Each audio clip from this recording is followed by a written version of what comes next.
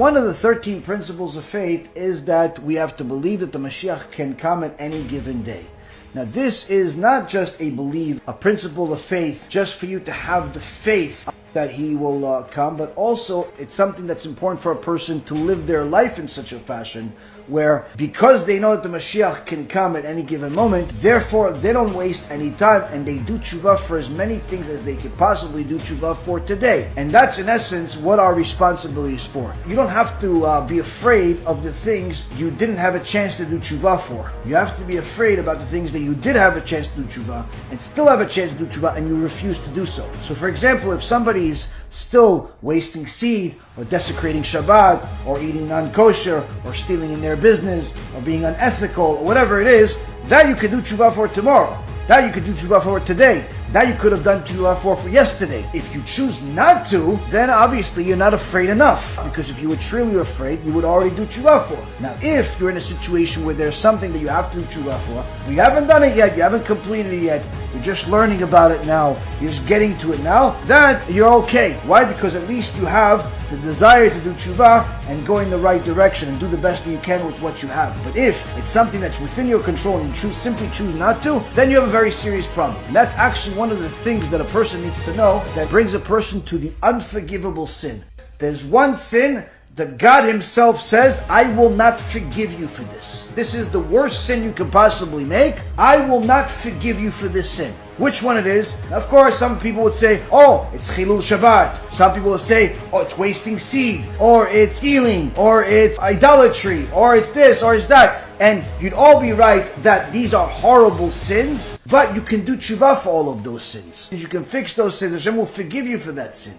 But there is one sin that HaKadosh Baruch Hu says, I will not forgive for that sin. And it's literally horrifying when you understand it, because you understand how many people are committing this sin, both in the secular world and unfortunately even in the frum world. There are certain people that are committing this sin. And that sin is, the Torah says, Shalom Yeli. Everything will be good with me. I'll stay the way that I am. I'll do things the way that I understand. I'm not going to do tshuva. When a person decides they're not going to do tshuva, they're just going to stay the way that they are, simply they are putting themselves in a situation where HaKadosh Baruch Hu outright has a verse in the Torah that says, I will never forgive this person. I gave you an opportunity to do tshuva. You lived in this world for an X amount of years. I gave you an X amount of money.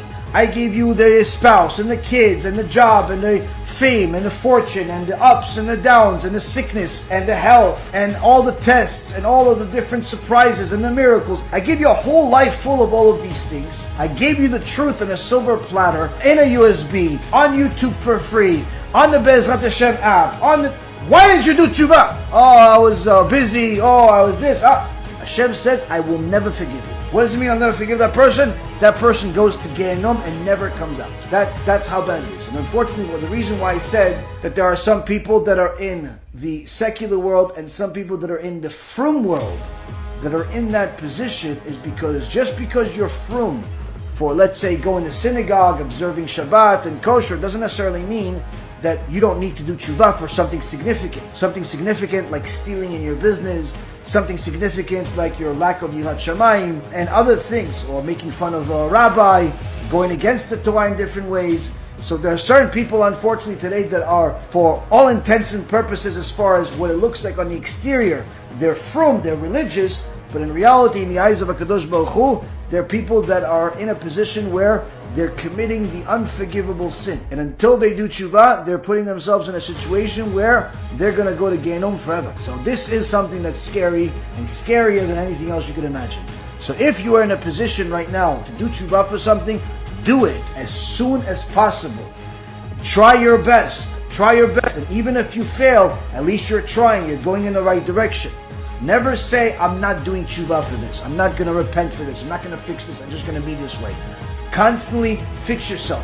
If you're an angry person, fix yourself. Okay, you failed again. You yelled at your husband again. You yelled at your wife again, your employees again. You made fun of them. You embarrassed them. Okay, do tshuva. Say, I'm sorry. Start again. Oh, you stole again. Okay, give it back. Do tshuva. Oh, you did this again. Do tshuva. Fix yourself. Fix the arrogance. Fix the anger. Fix the stinginess. Fix the lashon hara. Try to fix it. Try to do tshuva, and you'll be surprised how much strength you have to overcome these things, once you want to do it.